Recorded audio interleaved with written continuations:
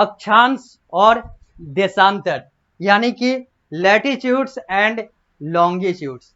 यह आप लोगों का चैप्टर नंबर 2 है, आप लोगों के क्लास 5 में एसएसटी के तहत, यानी कि एसएसटी सब्जेक्ट में आप लोगों को अपने क्लास 5 में चैप्टर नंबर 2 पीएसबीआई के अनुसार, पब्लिक स्कूल बोर्ड ऑफ के पाठ्यक्रम के अनुसार लैटिट्यूड्स एंड लॉन्गिट्यूड्स पढ़ना है। और मैं द मोहित श्रीवास्तव आप सभी लोगों को इस लैटिट्यूड्स और लॉन्गिट्यूड्स की हर वो जानकारी दूंगा जो आप लोगों को आपके पाठ्यक्रम के अनुसार और पुस्तक के अनुसार पढ़ने हैं। सामने यहाँ पर आप लोगों को स्मार्ट बोर्ड के माध्यम से यह लैटिट्यूड्स और लॉन्गिट्यूड्स जो है वो दिख रहा है और आगे भी दिखता रहेगा, और यह आप लोग अपने पुस्तक में भी देख सकते हैं। अगर आपके पास पुस्तक है तो अच्छी बात है, नहीं तो आप पीएसबीआई का पुस्तक ले लें, जिसके आधार पर आप लोगों की पढ़ाई हो रही है और होती रहेगी। तो हम लोग आ रहे हैं अक्षांश और देशांतर की बात करेंगे, यानी कि लैटिट्यूड्स और लॉन्गिट्यूड्स की बात करेंगे। लैटिट्यूड्स यानी कि अक्षांश और लॉन्गिट्यूड्स यानी कि देशांतर। अक्षांश रेखा, देशांतर रेखा, इन सारे चीजों की बात यहाँ पर होगी। लैटिट्यूड्स और लॉन्गिट्यूड्स की बात होगी जो कि आप लोगों को पढ़ना है। बढ़ते हैं आगे। लिखा हुआ है यहाँ पर क्या लिखा हुआ है? यहाँ पर आप लोगों को एक ग्लोब दिख रहा है। ये जो है यह ग्लोब है, यानी कि अब हम लोग इस ग्लोब की बात करेंगे। सबसे पहले हम लोग बात करेंगे कि एक ग्लोब का कंसेप्ट कहता क्या है, ग्लोब होता क्या है, ग्लोब है क्या चीज। ग्लोब ग्लोब ग्लोब ग्लोब, बहुत सारी बातें तो हम लोगों ने सुन ली। अब हम लोग यह देख लेते हैं शाब्दिक अर्थ के आधार पर और इसके कंसेप्ट के आधार पर, धारणा के आधार पर, कि आखिर यह ग्लोब जो है यह होता क्या है। लिखा हुआ है ग्लोब के बारे में, a globe is a miniature model of the earth.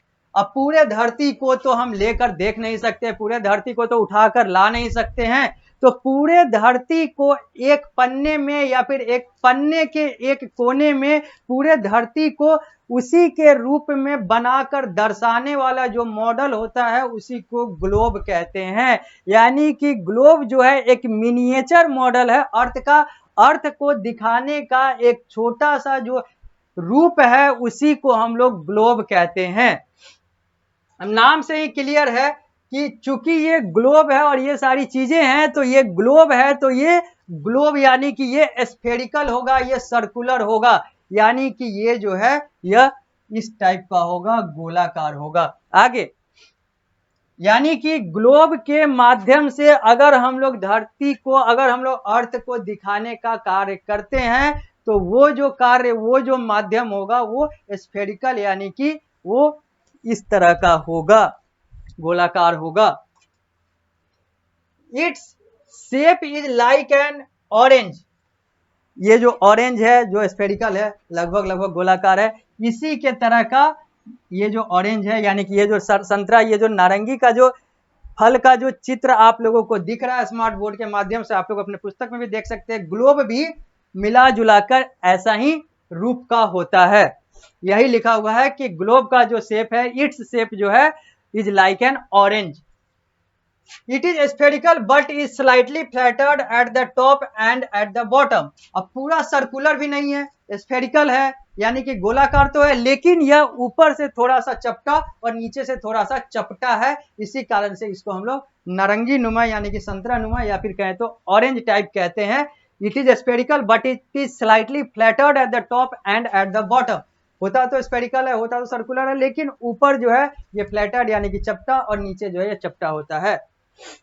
सामने आपको दिख रहा है। और बेहतर तरीके से आप जब ग्लोब लेंगे, ग्लोब को जब छुएंगे, देखेंगे, तो उसका जो रूप है और बेहतर तरीके से आपको दिखेगा।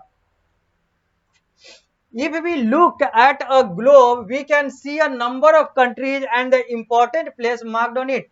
अगर हम लोग ग्लोब को देखते हैं तो यहाँ पर बहुत सारे देश को या फिर सारे देश को हम लोग देखेंगे, और साथ ही साथ और भी जो महत्वपूर्ण जगह है, महत्वपूर्ण स्थान है, वो भी इस ग्लोब के माध्यम से देखा जा सकता है।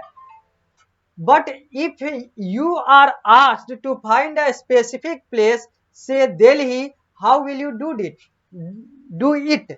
लेकिन अगर आपको कह दिया जाए कि इसमें आप दिल्ली बताओ यानी कि भारत की जो राजधानी है नई दिल्ली, और वो जो नई दिल्ली है जिस केंद्र शासित प्रदेश या जिस नेशनल कैपिटल टेरिटरी दिल्ली में स्थित है, तो यहाँ पर अगर आपसे पूछ दिया जाए कि इस ग्लोब में तो है पूरा, यहाँ पर आपको कंट्री दिख रहा है, यहाँ पर महासागर दिख रहा है, सागर दिख रहा है, नदी दिख रहा है, सब कुछ दिख रहा है, अलग अलग देश भी यहाँ पर दिख रहे हैं, सब कुछ दिख रहे हैं, और भी बहुत महत्वपूर्ण स्थान भी यहाँ पर दिख रहा है। अगर आपसे पूछ दिया जाए कि दिल्ली बताइए इसमें कहाँ पर है, तो आप कैसे बताएंगे? तो लिखा हुआ है it is a bit difficult to locate such a place on a globe.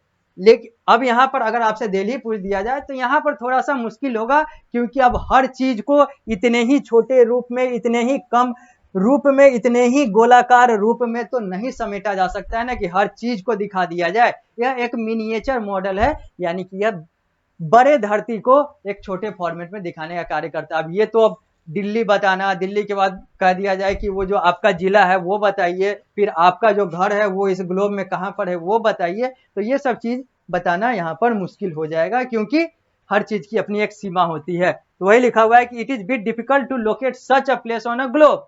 Moreover if the place is not very important it may not be marked on the globe at all। और अगर हम लोग और भी बात करें, और भी आगे बढ़ते हुए बात करें, तो यहाँ पर यह कहा जा सकता है या फिर यह कह सकते हैं कि जो स्थान, जो प्लेस जो है वो ज्यादा इंपॉर्टेंट नहीं है, ज्यादा महत्वपूर्ण नहीं है, उसको ग्लोब में स्थान नहीं दिया जाता है, नहीं दिया गया हुआ है, क्योंकि हर चीज को तो स्थान नहीं दे सकते, हर चीज की अपनी एक सीमा होती है, हर चीज का अपना एक स्पेस लिमिटेशन होता है।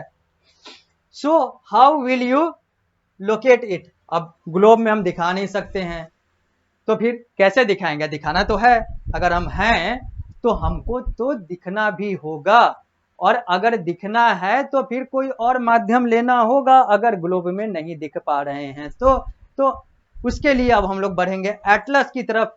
अब हम लोग बात करेंगे एटलस की, तो यूजिंग एन एटलस। अब हम लोग आगे बढ़ते हैं, ग्लोब से आगे बढ़ते हुए अब हम लोग एटलस की बात करते हैं। लिखा हुआ है यूजिंग एन एटलस के तहत open your Atlas and flip through it's pages. आप अपना एक एटलस, यानी कि एक बुक होता है एटलस, जहां पर हर जगह के बारे में, हर चीज के बारे में वहां पर विस्तृत रूप से दिया गया हुआ होता है, लेकिन इसकी भी अपनी लिमिटेशन होती है। यहाँ पर भी हर चीज आपको 100% नहीं मिलेगा। यहाँ पर हाँ, ग्लोब की तुलना में बहुत ज्यादा, बहुत विस्तृत रूप से दिखेगा, क्योंकि ग्लोब तो एक गोलाकार चीज है जिसकी अपनी एक स्पेस लिमिटेशन है, थोड़े से जगह में उसको सब कुछ दिखाना है। लेकिन एटलस तो पूरा पुस्तक है, या 10 पेज, 20 पेज, 100 पेज, 1000 पेज, जितना भी आप चाहेंगे उतना आप डिटेल इसको बना सकते हैं और उतना जानकारी ले सकते हैं। तो एटलस में वो सारी चीजें आप अच्छे तरीके से फाइंड आउट कर सकते हैं। पेज को आगे करते जाइए, जो आपके काम का है वो आप पढ़ते जाइए। हालांकि काम का तो सब है, ज्ञान तो हर जगह से मिलेगा, लेकिन आपको जो चीज फाइंड आउट जब करना है वो आप एटलस के माध्यम से ग्लोब की तुलना में ज्यादा आसानी से और ज्यादा डिटेल में, ज्यादा विस्तार में कर पाएंगे। At the end of it you will find a section called index।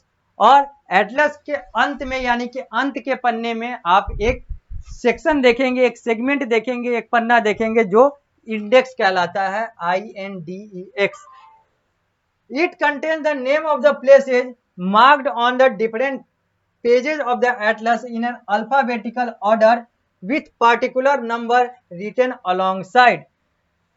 इस इंडेक्स में क्या होता है, जो एटलस के, हर एटलस के अंतिम पेज पर होता है, यहाँ पर क्या होता है, तो इट कंटेन्स, यानी कि इंडेक्स जो है वो कंटेन करता है, वहां पर क्या होता है, the name of the places marked on the different pages. जो एटलस के अलग अलग पेज पर जो अलग अलग स्थान, जो अलग अलग महत्वपूर्ण स्थान को बताया गया है, दर्शाया गया है, वो उस पेज पर अल्फाबेटिकल ऑर्डर में लिखा हुआ होता है, यानी कि A to Z वाले फॉर्मेट में लिखा हुआ होता है। और साथ ही साथ यह भी लिखा हुआ होता है कि वो किस पेज संख्या पर, किस पृष्ठ संख्या पर, किस पेज नंबर पर मिलेगा। यानी कि अगर आपको दिल्ली के बारे में जानकारी लेना है, कोलकाता के बारे में जानकारी लेना है, न्यूयॉर्क के बारे में जानकारी लेना है, तेहरान के बारे में जानकारी लेना है, दमिश्क के बारे में जानकारी लेना है, या फिर धरती के अलग अलग हिस्सों के बारे में जानकारी लेना है, आप एटलस के अंतिम वाले पेज पर जाएं, इंडेक्स जो कहलाता है, वहां पर इंडेक्स लिखा हुआ दिखेगा। इंडेक्स के अंदर जाएं, A to Z करके वहां पर ABCD करके सारे जगह के नाम लिखे हुए होंगे और यह लिखा हुआ होगा कि ये जो जगह है आपको इस एटलस में किस पेज पर मिलेगा, यानी कि पूरे एटलस को इधर से उधर करने का, हर पेज को ढूंढने की जरूरत नहीं पड़ेगी। आप अपने काम के अनुसार इंडेक्स में वो पेज देख सकते हैं, जिस पेज पर जाकर आप उस जानकारी को ले सकते हैं। यानी कि पहले इंडेक्स में जाए, इंडेक्स से वो पेज फाइंड आउट कर लें कि आपको किसके बारे में, जैसे यहाँ पर दिल्ली की बात थी, अब दिल्ली के बारे में वहां पर लिखा हुआ है पृष्ठ संख्या 75 पर दिल्ली के बारे में है, तो अब सीधा पेज 75 खोलें और वहां पर दिल्ली के बारे में जानकारी ले लें। तो ये इंडेक्स के माध्यम से ये सुविधा मिलती है एटलस में। These numbers tell you the location of a certain place and have north, south, east, west written alongside them. यहाँ पर आप लोगों को उसका उस जगह के बारे में जानकारी मिल जाएगा कि किस जगह पर है, और वहां पर दिशा भी दिया हुआ रहता है कि नॉर्थ, साउथ, ईस्ट या वेस्ट, यानी कि किस दिशा में ये सारी चीजें हैं, वो सारा कुछ लिखा हुआ रहता है इंडेक्स में। अब इस एक इंडेक्स की बात यहाँ पर हम लोग कर लेते हैं। यह एक इंडेक्स आप लोगों को स्मार्ट बोर्ड के माध्यम से अपने पुस्तक वाला दिख रहा है, पुस्तक में भी आप देख सकते हैं। यहाँ पर एक इंडेक्स दिया गया हुआ है आप लोग को समझाने के लिए कि आखिर इंडेक्स होता कैसा है। लिखा हुआ है इंडेक्स ऑफ कंट्रीज, उस कंट्री का यहाँ पर कंट्री यहाँ पर दिया हुआ है, उस कंट्री का जो सिटी है, जो नगर है और शहर है, या फिर जो उसके राज्य हैं, स्टेट हैं, उनके यहाँ पर नाम दिए गए हुए हैं। उसका लॉन्गिट्यूड यानी कि देशांतर, उसका अक्षांश यानी कि लैटिट्यूड भी दिया गया हुआ है कि किधर नॉर्थ में है, कितने डिग्री नॉर्थ में है, कितने डिग्री वेस्ट में है, ये सारी चीजें जो हैं ये यहाँ पर दिया गया हुआ है इंडेक्स ऑफ कंट्रीज में। यानी कि अगर हम लोग कंट्री की बात करें तो मैक्सिको, मैक्सिको का एक शहर, state, city Mexico city, Mexico city जो है वो 90 डिग्री 24 जो है वो नॉर्थ में है और 99 डिग्री 07 जो है वो वेस्ट में है। इसी तरीके से यूनाइटेड स्टेट के सैन एंटोनियो टेक्सास की बात की गई हुई है, मैक्सिको का पुवेला दिया गया हुआ है। इसी तरीके से अलग अलग जगह दिए गए हुए हैं। यूनाइटेड स्टेट के डलास दिया गया हुआ है, संत लुइस दिया गया हुआ है यूनाइटेड स्टेट का, और भी अलग अलग जगह यहाँ पर बताए गए हुए हैं। यानी कि एक इंडेक्स में कंट्री का नाम होता है, कंट्री के सिटी या स्टेट जो आप जानना चाहें उसके बारे में यहाँ पर आप जानकारी ले सकते हैं, उसका लैटिट्यूड और लॉन्गिट्यूड क्या है, ये सारा कुछ एक इंडेक्स में यानी कि एटलस के इंडेक्स में दिया गया हुआ होता है। अब आगे बढ़ते हैं। लोकेटिंग प्लेस, प्लेस को कैसे लोकेट किया जाता है, किसी भी स्थान को कैसे लोकेट किया जाता है, किसी भी स्थान को कैसे वहां पर स्थान दिया जाता है, यानी कि एक जगह दिया जाता है। तो अब उसकी बात करते हैं। पृष्ठ संख्या 14 पर है हम लोग। If you look at the globe keenly you find a number of line on it. अगर आप एक ग्लोब को एकदम सूक्ष्मता से यानी कि बहुत गहराई से देखेंगे, बहुत गौर से देखेंगे, किनली का मतलब हो गया यहाँ पर बहुत सूक्ष्मता से, बहुत गहराई से, बहुत गौर से अगर आप देखेंगे एक ग्लोब को, तो आप देखेंगे कि उस पर बहुत सारे पतले पतले लाइंस बने हुए हैं। These are imaginary line of two type. ये इमेजिनरी लाइन, ये माना गया रेखा होता है जो दो प्रकार का होता है, एक लैटिट्यूड लाइन होता है और एक लॉन्गिट्यूड लाइन होता है। यानी कि एक लैटिट्यूड कहलाता है और एक लॉन्गिट्यूड कहलाता है। लैटिट्यूड को हिंदी में अक्षांश कहते हैं और लॉन्गिट्यूड को देशांतर कहते हैं। यही लॉन्गिट्यूड और लैटिट्यूड, लैटिट्यूड्स एंड लॉन्गिट्यूड्स, ये दो प्रकार के लाइन होते हैं जो आप लोग को ग्लोब में दिखेंगे। It becomes easier to locate a place by drawing such imaginary line on the globe। और ग्लोब पर ये जो इमेजिनरी लाइन है, ये जो माना गया, सोचा गया जो लाइन है, रेखा जो है, इसको बनाने पर या फिर इसको बनाकर हम लोग अलग अलग जगह को अच्छे तरीके से लोकेट कर सकते हैं, बेहतर तरीके से स्थान दे सकते हैं और जान सकते हैं कि ये आखिर धरती पर किस हिस्से में होगा। The point on the north where they merge is called North Pole, while on the south it is called the South Pole। जहां पर ये दोनों लाइन यानी कि लैटिट्यूड और लॉन्गिट्यूड मर्ज करता है उसको नॉर्थ पोल और साउथ पोल कहते हैं। जो नॉर्थ में मर्ज करता है, उत्तर में मर्ज करता है, इसको नॉर्थ पोल कहते हैं। जो दक्षिण में मर्ज करता है जहां पर, उसको साउथ पोल कहते हैं। यानी कि लैटिट्यूड और लॉन्गिट्यूड जहां पर मर्ज करता है, उत्तरी हिस्सा में नॉर्थ पोल कहलाता है, दक्षिणी हिस्सा में साउथ पोल कहलाता है। अब हम लोग आगे बढ़ते हैं। लोकेटिंग प्लेस में पृष्ठ संख्या 15 पर आते हैं। एक एक करके इन दोनों इमेजिनरी लाइन की बात करते हैं, क्योंकि यही तो हम लोगों का चैप्टर है। लैटिट्यूड्स और लॉन्गिट्यूड ही तो हम लोग का चैप्टर है। तो इमेजिनरी लाइन पर सबसे पहले हम लोग बात करते हैं लैटिट्यूड का, यानी कि अक्षांश का। ये लैटिट्यूड होता क्या है, ये लैटिट्यूड कहलाता क्या है। इक्वेटर को हिंदी में हम लोग भूमध्य रेखा भी कहते हैं। भूमध्य रेखा जो है इक्वेटर का हिंदी कहलाता है, यानी कि हिंदी में इक्वेटर को भूमध्य रेखा कहते हैं। तो लिखा हुआ है लैटिट्यूड के बारे में, an equator is an imaginary line drawn half way between the North Pole and the South Pole. Equator भी एक इमेजिनरी लाइन है, भूमध्य रेखा भी एक इमेजिनरी लाइन है, एक माना गया रेखा है, जो कि कहां पर बना हुआ होता है, तो नॉर्थ पोल और साउथ पोल के इन बिटवीन, यानी कि बीच में। अब नाम से ही क्लियर है, इक्वेटर है, इक्वेट करेगा, बराबर करेगा। भूमध्य रेखा यानी कि धरती को मध्य से काटेगा। तो ये जो है ये ग्लोब में, यानी कि नॉर्थ पोल ऊपर हो गया, साउथ पोल नीचे हो गया, इन दोनों के बीचों बीच जो रेखा है उसी को इक्वेटर कहते हैं। भूमध्य रेखा नाम से ही क्लियर है, इक्वेटर नाम से ही क्लियर है, ये भी एक इमेजिनरी लाइन है। It divide the world into two half, two equal part और hemisphere called the northern hemisphere and southern hemisphere. अब आधा से काट रहा है तो आधा ऊपर चला जाएगा, आधा नीचे चला जाएगा। तो इसका मतलब क्या हो गया कि पूरा दुनिया जो है वो दो हिस्से में बट गया।